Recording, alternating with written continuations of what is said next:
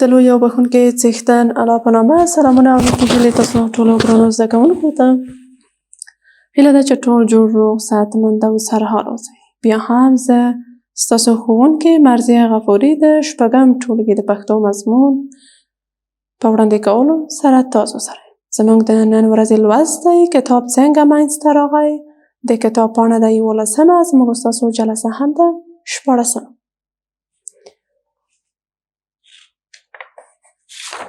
ګرانو زده کوونکو تاسو ته په انځور کې یو څه ښکاره کوم. دا څه دی؟ دا کتاب دی. ډېر ښه. نن سبا ورځ تاسو چې کله دا کتابونه لولئ نه څومره زموږ تاسو ته سهولتونه دي. یو کتاب په ډېر کم قیمت ممکن په 10 افغانۍ په 50 یا په 40 افغانیو دا تاسو د بازاره ترلاسه کړئ. خو ګورو چې دغه کتاب چې موږ اوس په دومره اسانۍ سره ترلاسه کوو دا څه ډول منځته راغلی دی او څومره زموږ پخوانیو په ده باندې زیار ایستلی دی. راځئ نو په دې درسي ساعت کې موږ څه وایو؟ کتاب څنګه منځته راغلی. موږ او تاسو اوس په ډېرې اسانۍ سره یوه قصه لولو په کتاب کې او یا هم په ځینو سایټونو کې هغه کولی شو ترلاسه کړو. خو دغه کتاب د منځته راتګ پیل چې څه ډول و دا به نن په دې درسي ساعت کې تاسو ته ووایم. نن ورځې لوست هم څوم لوست دی؟ شپږم لوست دی. کتاب څنګه منځته راغی. تاسو ته وګورئ پوښتنیزه نښه ده. کتاب څنګه منځته راغی. تاسو له ځان سره سوچ وکړئ چې څه ډول به وي. آفرین. په دې درسي ساعت کې دغې پوښتنې ته ځواب وایو. دا متن د مخه سم لوستلی وشئ او په مفهوم یې ځان پوهولی وشئ. ګلالیو ماشومانو زه تاسو ته متن لولم په ځینو ځایونو کې چې ستونزه وه هغه ستاسو ته تشریح کوم. په تېرو زمانو کې کتاب نه و. زموږ پلرونو به کیسې په یاده زده کولې او بیا به یې خپلو ماشومانو ته ویلې چې په همدې ډول دا کیسې پیړۍ پیړۍ نورو نسلونو ته هم رسېدلې. خو څرنګه چې دا کیسې ډېرې زیاتې وې او ټولې به یې په یاده نه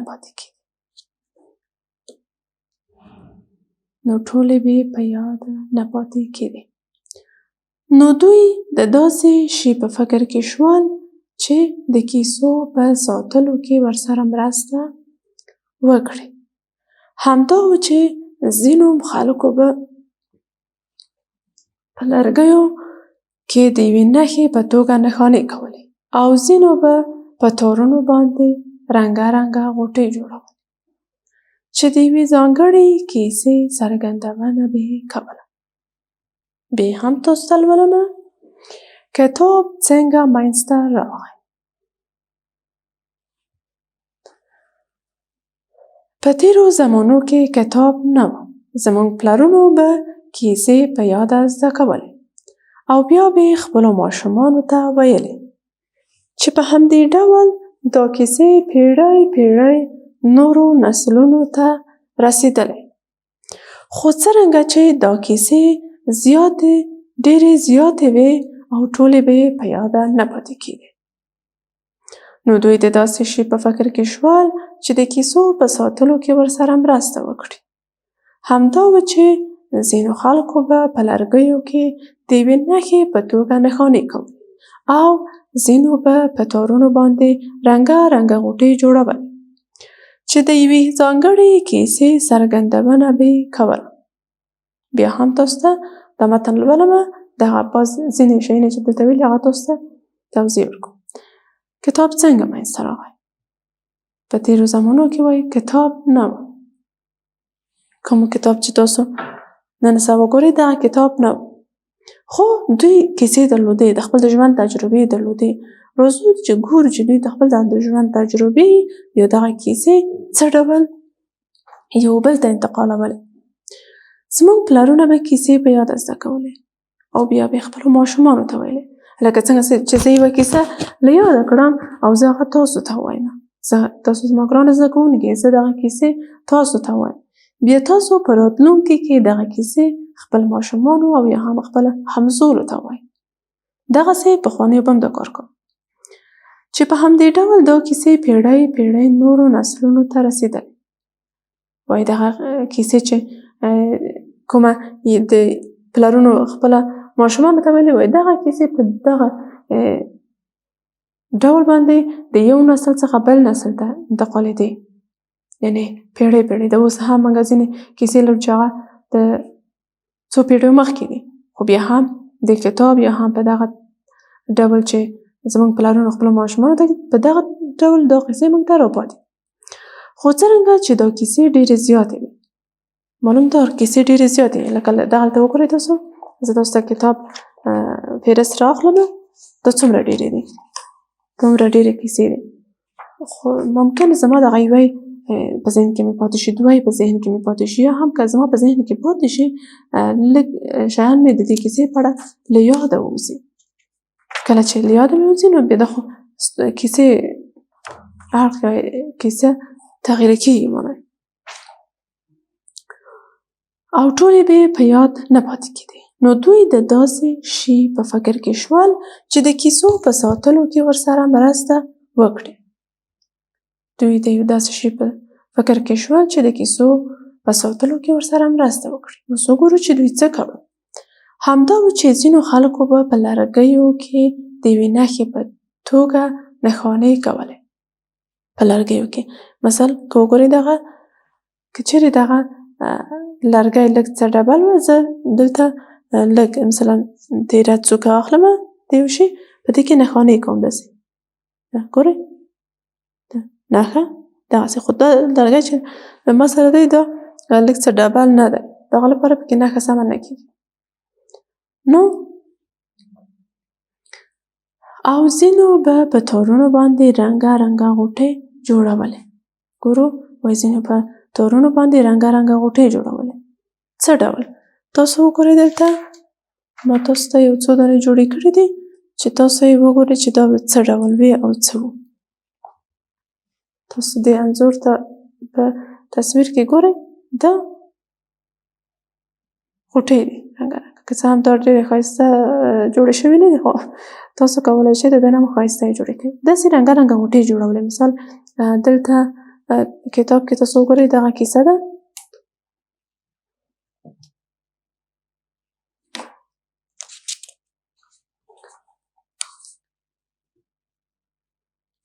کوم عنوان مثلا د لمر کوچنی وړانګې.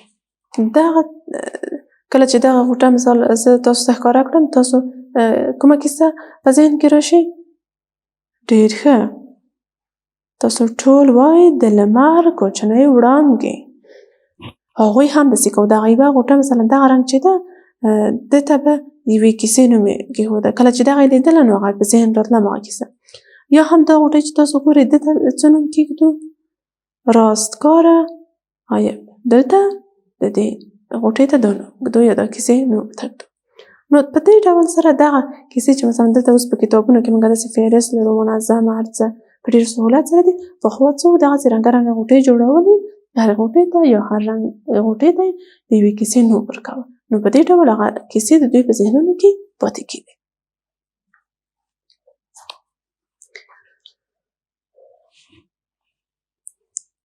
چې د یوې ځانګړې کیسې څرګندونه به یې کوله. موږ ولې رنګه رنګه غوټۍ جوړولې او هر یوه رنګ یا هرې غوټۍ د یوې کیسې نمایندګي یې کوله. یوه کیسه یې په ذهن راتله کله چې هغه غوټۍ لیدله. ګرانو ماشومانو، تاسو پوه شوئ چې پخوا زمانو کې اول خو چې کتاب نه و، زموږ پلرونو کیسې له یاده زده کولې، بیا دوی ماشومانو ته ویلې. په دې ډول کیسې له یو پیړۍ څخه بلې پیړۍ ته یعنې بل نسل ته رسېدې. او دا چې ورځ په ورځ دغه کیسې زیاتېدې او ډېرې به وي، دا په ذهن کې د ټولو نه پاتې کېدې. نو ځکه دوی داسې سوچ کاوه، داسې یو شی را پیدا کړو چې باید د کیسو په ساتلو کې ورسره مرسته وکړي. دوی لومړی څه وکړل؟ په لرګیو کې د یوې نښې په توګه یې نښانې کولې. مثال دغه لرګی وي، لرګی که تاسو وګورئ دغه چې لږ داسې په یو تېره شي وشکئ شکېږي، هغه کې داسې نښه یې کوله، بیا هر نښه دوی ته یې کیسه یې بیانوله. او یا هم دوی رنګه غوټې جوړولې او تاسو ته مې غوټې په انځور کې ښکاره کړې چې دغه هره غوټه د یوې کیسې څخه نمایندګي کوله، یوه کیسه یې بیانوله، یوه کیسه د دوی په ذهن کې راتله کله چې هغه غوټې لیدل. دا تر دې ځایه پورې د کتاب د منځته راتګ مرحله چې تر دې ځایه پورې موږ ولوستل چې کتاب څه ډول منځته راغی، زموږ پلارونو په دې لاره کې څومره زیار ایستلی و او څومره لارې دوی امتحان کړی وي چې د کومو لارو نه دغه باید کار وکړي چې د کیسو په ساتلو کې ورسره مرسته وکړي تر هغه چې دوی دې ته نتیجې ته رسېږي چې باید کتاب رامنځته کړي. یعنې یو خو پلار کې یو نښه کوله، بل هم رنګه غوټې جوړولې. دا ادامه لري لوستم چې په راتلونکي لوست کې په ادامې سره وایم چې نور کوم کارونه دوی کړي دي چې د کیسو په ساتلو کې دوی سره مرسته کړې. البته تا هغې مرحلې پورې چې کتاب رامنځته شو. کتاب چې رامنځته شو په هغه وختونو کیسې اسانه زده کېدې. اوس که موږ تاسو وګورو کتابونه په ډېره اسانۍ ترلاسه کولی شو، خو بیا هم کله موږ تاسو تنبلي کوو، مطالعه نه کوو.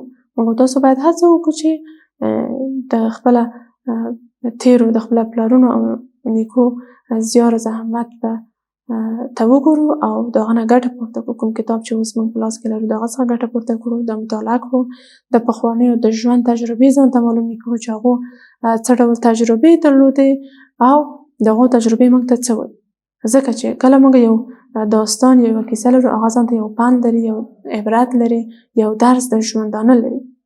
که چیرې موږ دغه د ژوندانه درسونه د دغو کتابو څخه ترلاسه کړو، نو هغه وخت به موږ د ژوند هر ستونزه په ډېر اسانۍ او په ډېر بریالیتوب سره حل کړو. چې دغه هم زموږ د نن ورځې لوست و د کتاب منځته راتګ څو مرحلې بلبلې، تر بیا چې بیا هم د پاتې برخه تاسو ته لولمه، تشریح کوم. الله مو مل شه. خدای په امان. تر بیا مو الله پاک ته سپارم.